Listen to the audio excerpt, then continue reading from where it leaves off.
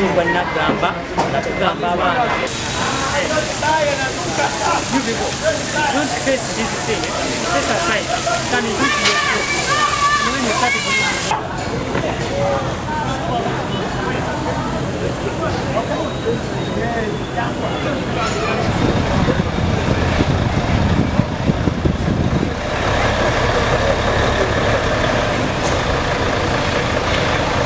mulesa amasomero ameka?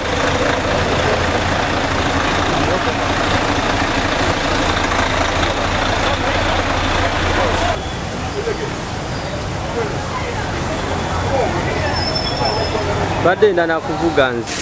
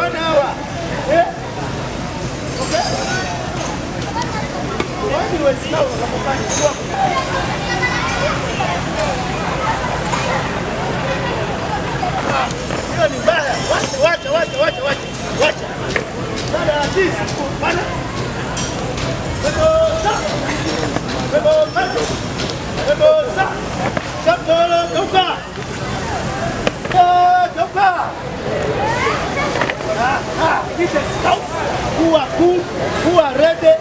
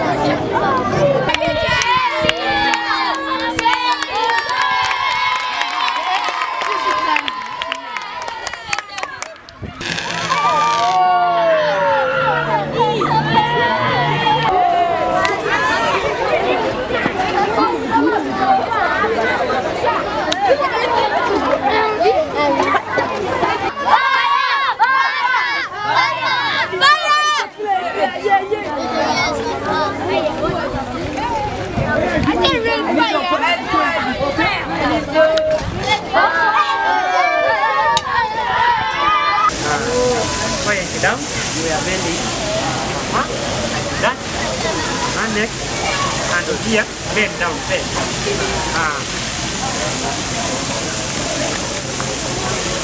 Here, front here. Down. That's up, quiet, up. See? Just bend here. Take over. And here. You bend.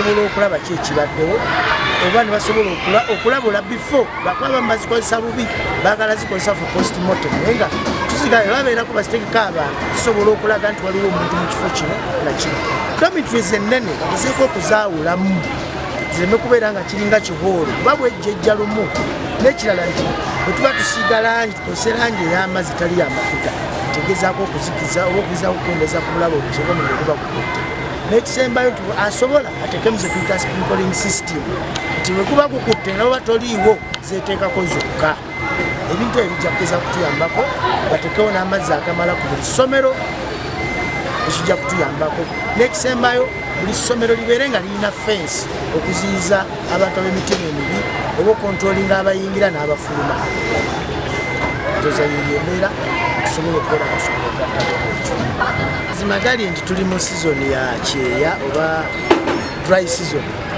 onavire gisobola ozikiza emiro wakati w'omusanvu 8 buli lunaku so ekibeerawo nti emiriro gino giva ku bintu ebyenjawulo ebikalu kati wetwogere n'essaawa zino wetwogerera kati waliwo nefuiro tanki egudde so embeera yonna esobola okugwawo naye ngaemiriro gyo mingi mukko ku season okubeerera mwezi gwa December paka ogwokusatu then ogwokuna Caroline season wekaba katandise ate teguba muliro mungi ate oluusi biba binnya accidents ku nguudo nti oluusi okuva December paka March oyo ya dry spell tuliwamu wabeera wasobola okujja okuva April paka gwa mukaaga tubeeramu nemiliro naye nga si mingi singa kiba domestic n'emirala masannyalaze bwetuvaamu gw'omukaaga ate ogw'omusanyu tuddamu ate emiriro emiitirivaawo then ate ogw'omunaana gwa 10 ate nosanga mulimu baka bwenyinza okuwa abamasomero abali eyo nti abamasomero ebiseera ebisinga bwe tubaweereza amabaluwa okulabika nti nno tubayita bajje bayige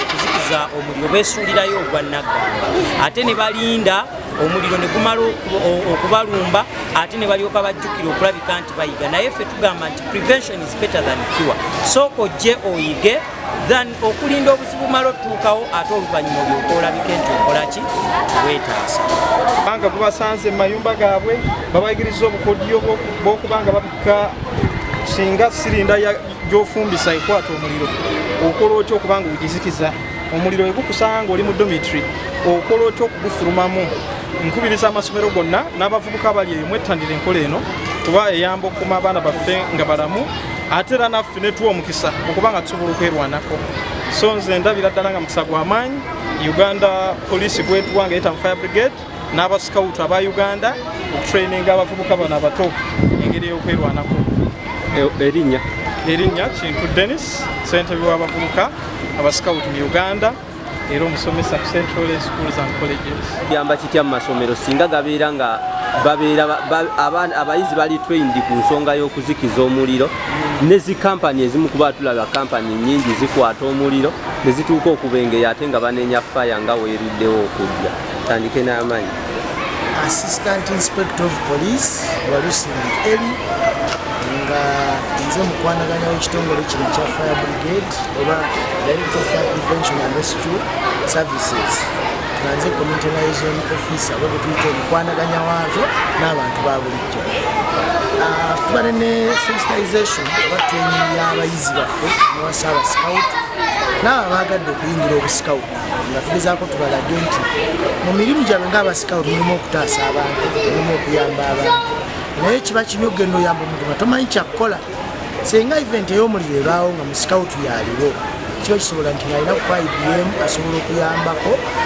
n'ataasa atya tugezaako okutreninga abantu bano tulabe nti basobola okugezaako okuzikiza omuliro n'okwetaasa bo ekisinga obukulu kulaba beetaasizza batya kati babeera mu kwetaasa kiba kitegeeza bo bennyini basobola okubeerawo embeera yaabwe nebasobola okwerwanako nga bava mu kifo ekirimu emiriro oba ekirimu obuzibu nga bagenda mu kifo ekitalimu buzibu so mu mbeera eyo tugezaako okulaba nga abantu bano tubabangula biki bayinza okukozesa ebyuma ebibeera ku masomero gye bava nga extinguishers wabeerawo amazzi bagakozesa batya wabeerawo okutaasa abantu obajjawo era obatwalawa so mu mbeera eyo tugezaako okutraininga abaana baffe bano olaba nga ekisinga obukulu ne babeerawo akayimbe basooka kuvaayo batya era basazeewo okugenda nti bagenda kuyamba nga ebalina scout bayamba batya era bakola ki kyekibaddewo olwaleero bakati bw'olina eri abantu abalala naddala kubanga factory tetula nti masomero gokka ge gajja ola nga ki kyeyinza okukubiriza abantu okusinziira etteeka ly'Occupational Safety and Health Act 2006 omuntu yenna alina ekifo kyenna ateekeddwa okuteekawo ebintu ebizikiza omuliro era bw'aba alinawo abantu ababeerawo n'abakolera bateekeddwa okubeera nga bamanyi ebyuma ebyo bikola okusinziira ku tteeka si abantu abo tubagamba bateekewo ebintu ebyo bajje tubabangule ebiseera ebisinga tuba tubangula abantu tubawa sensitization tuzibaweera nakubwereere tewaliwo kyomugaa kino oba kiri obeera n'ebyuma byo tuyite tukubangulira abaana bo so mu mbeera eyo tubeera tusobola okusomesa abantu nebagezaako okwetaasa nga bakubira ne fire brigade kuba tulina enamba za fire brigade mu gavumenti zina tagimanyi nga 0800121222 enamba eyo ekutaasa 0800121222 so egezaako okutaasa balabe engeri batukubire nga ebintu binaba kujja era batukubire ne bebeera bikutte tubeere nga tusobola okukwatirawo bakati bw'olina eri amasomero gonna gasaana gakole training gasaana gagoberere Ministry of Education byeyabawa ebyokuteekawo security and safety committees n'ebirala okuteekawo ebintu ebibayamba nga nabo basobola okubeera nga tukwatira wamu tulabe nga tuziyiza emiriro gyonna gibadde gibeerawo emyaka egyo erinnya Assistant Inspector of Police Walusimba Eli emanya gange nga nkola wano ku Director of Fire Prevention and Rescue Service mu office ya Community Liaison Office oba office y'omuntu omukwanaganya w'omuntu wa bulijjo n'ekitongole kyaffe.